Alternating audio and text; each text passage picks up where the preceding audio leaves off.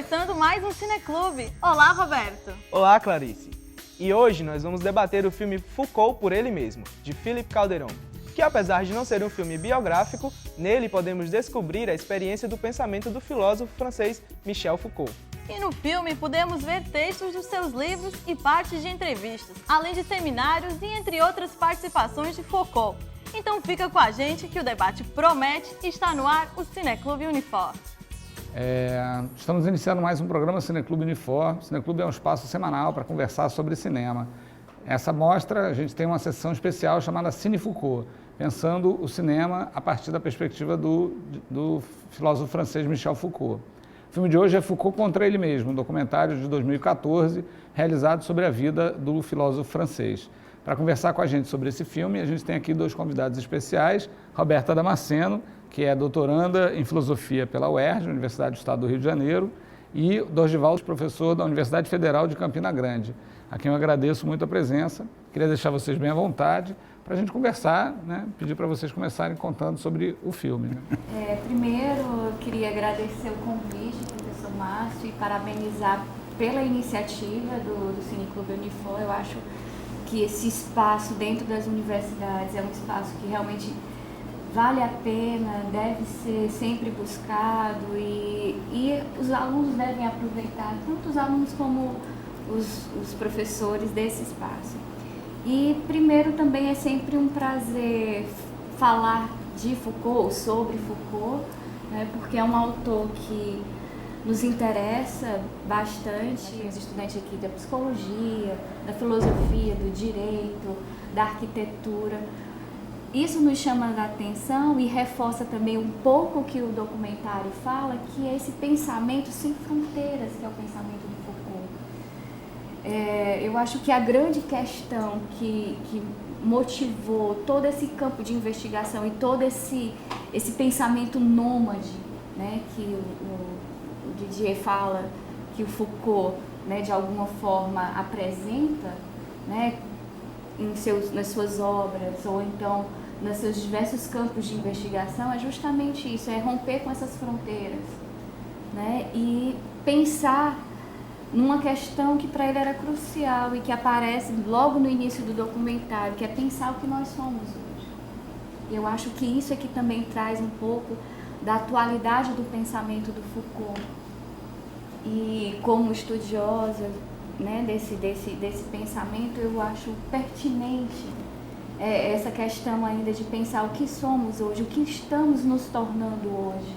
O que mais me interessa é não só um teórico, como Foucault foi, né, o que a gente não pode também definir como filósofo, como historiador, como psicólogo, porque eu acho que ele está para além dessas coisas que de alguma forma rotulam, né, subjetivam de alguma forma. Mas por que Foucault não quis ser enquadrado em nenhum tipo de rótulo que o defina como filósofo, pensador, historiador?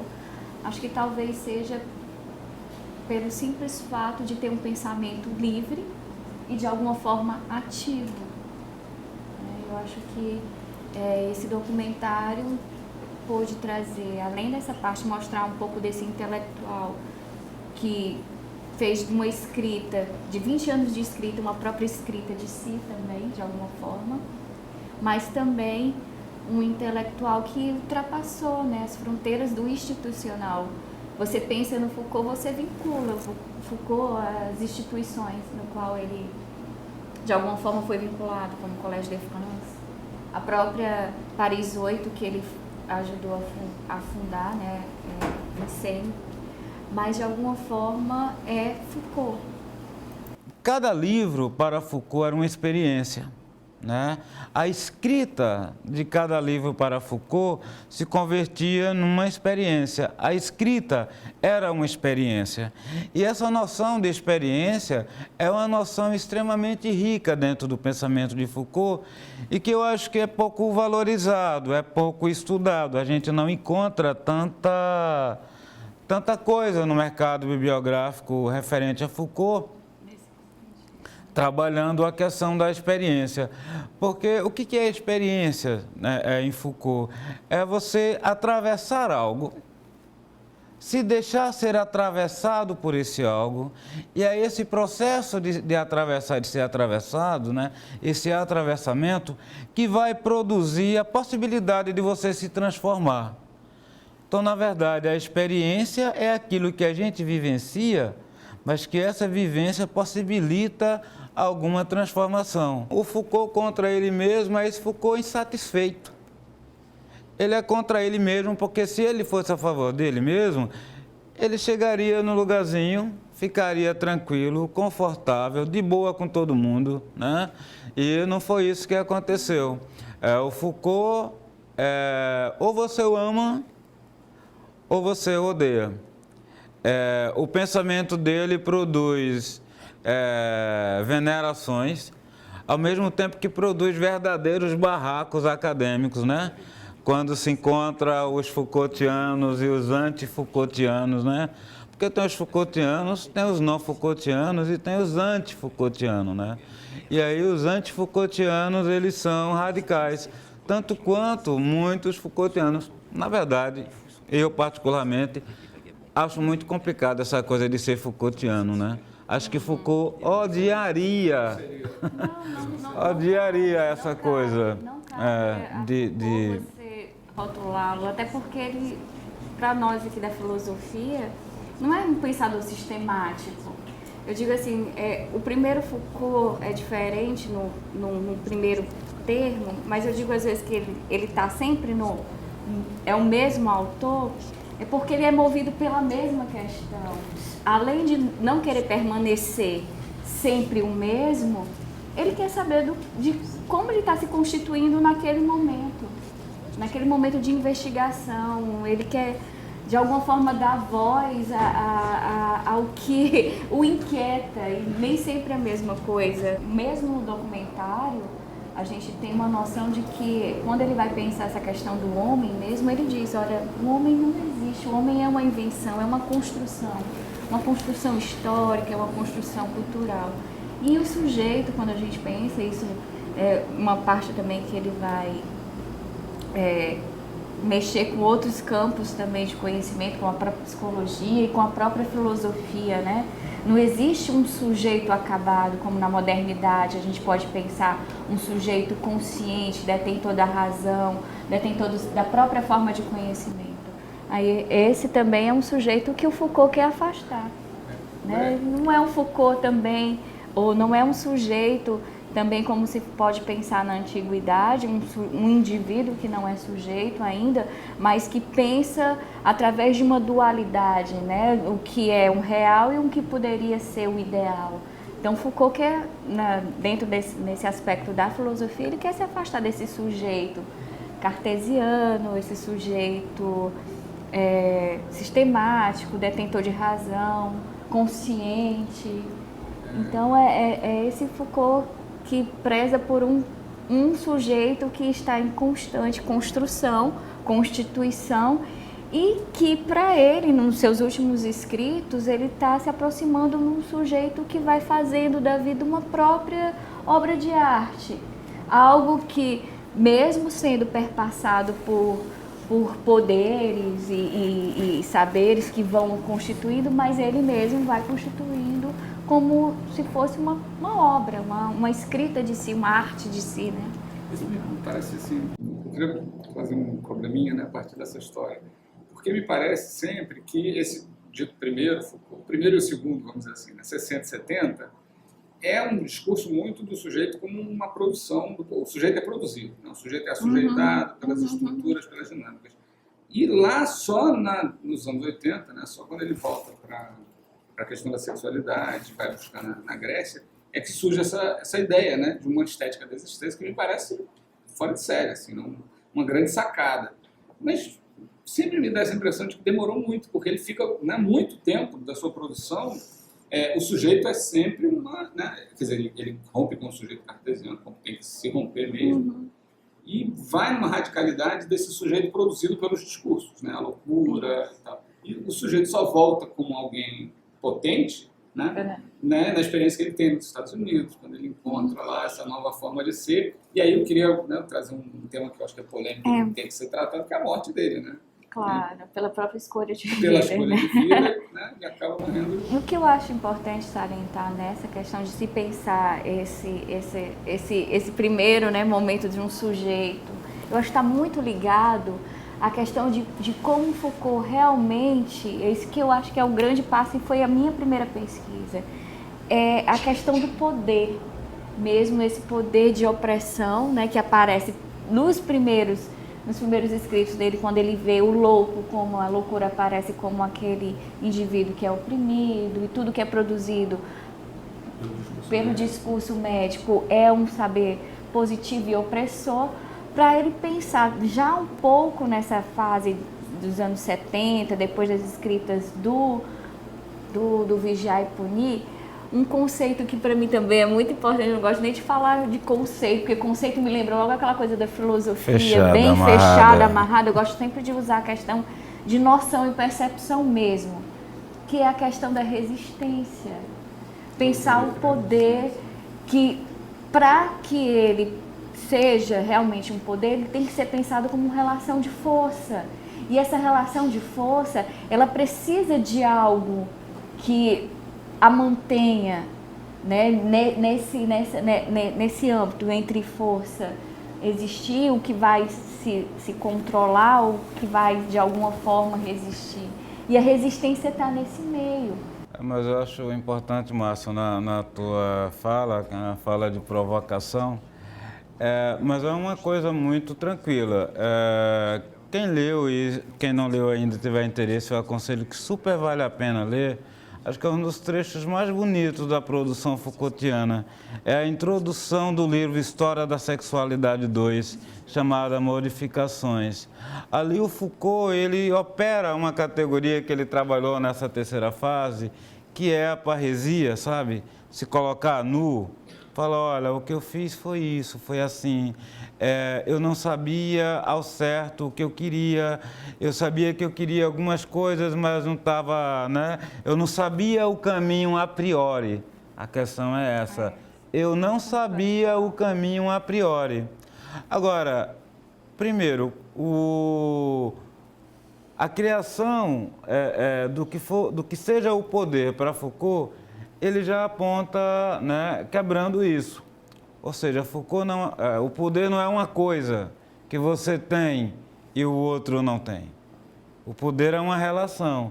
Então, quando eu digo que o poder é relação, eu já estou dizendo que o poder que eu tenho, né, está relacionado também com o poder que o outro tem. Então, se o discurso me constitui, mas eu também constituo o discurso. Logo, ao tempo que eu sou um sujeito constituído, eu também sou um sujeito constituinte. Mas isso não estava claro, não estava límpido. E aí ele vai investigando primeiro a questão do saber, depois a questão do poder, até ele ficar 8 anos engravidando uma ideia, né, e vai parir já no final da vida. Gente, meu nome é Úrsula e eu sou recém-formada, acabei de me formar em Comunicação Social na Universidade aqui de Unifor. Vocês poderiam voltar um pouquinho no assunto, na hora que vocês falam do sujeito asujeitado? Porque o que eu entendia é que se você nasceu na sociedade, certo? Então você é influenciado pelas coisas que estão ao seu redor, e assim você se forma um sujeito, mas vocês comentaram que você pode ser, por opção, assujeitado, não é isso? Mas antes de você ser assujeitado, você não teria que ser um sujeito. É porque essa questão de sujeito, a gente tem sempre a ideia do sujeito mesmo moderno, sujeito consciente. O que para nós aqui que estudamos Foucault, que é real para o pensamento do Foucault, é que essa ideia de sujeito, esse sujeito cartesiano, consciente, racional, em que é dotado de razão e é capaz de escolha. O que o Foucault traz para a gente é que esse sujeito, nós, no nosso caso, eu não gosto nem de falar sujeito, a gente fala mais sobre subjetividade, né? O Foucault também, que é como se fosse o assujeitamento, né? O assujeitamento é quando você é obrigado a alguma coisa, é o contrário de assujeitamento. essa questão de que ele, em momento algum, Foucault também descarta essa ideia. Nós somos também produção de saberes e poder, né? De alguma forma, aqui nós estamos construindo de alguma forma alguma relação de poder e de alguma forma como daqui para frente nós podemos conduzir nossas ações, pode ser um fruto também de algo que eu falei, Dorival falou, Márcio falou, e que eu de alguma forma incorporei, consciente ou inconsciente, isso depende de cada, como é que vou entrar na outra área da psicologia, mas de alguma forma isso também nos influencia. O que o Foucault quer mostrar é que não existe somente essa ideia de um sujeito aprisionado. Ele pode também construir a si próprio. Eu queria só que deixasse mais claro, aliás, assim, toda a fala de vocês tem sido extremamente clara e bastante profunda, interessantíssima.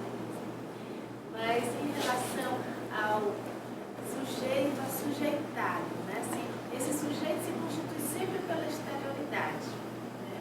Assim, tanto na objetivação como no assujeitamento, né? Só que são duas formas, porque eu sou Cláudia, eu faço parte do grupo Vontade de Saber, sou doutoranda, e a gente estava, inclusive, estudando o texto, né, de Sujeito e Poder, e ele falava, né, dessas duas formas de sujeito, né?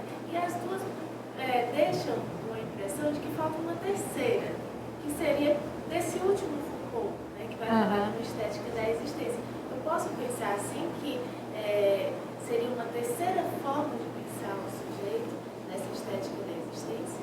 E vocês responderam super bem a minha pergunta, foram até além. E eu gostaria de saber que fase, então, do Foucault que eu poderia pesquisar mais sobre isso, assim, que livros que ele escreveu, alguma coisa que ele escreveu sobre o sujeito e a constituição desse sujeito através da sociedade, através do que for, ou qual fase que eu poderia me aprofundar nisso.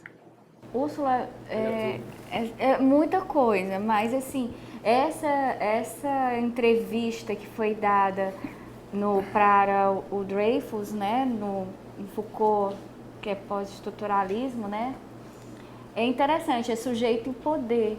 É uma entrevista que ele dá, que é muito importante. Agora, você quer pegar assim um mote para você, eu quero estudar essa questão do sujeito.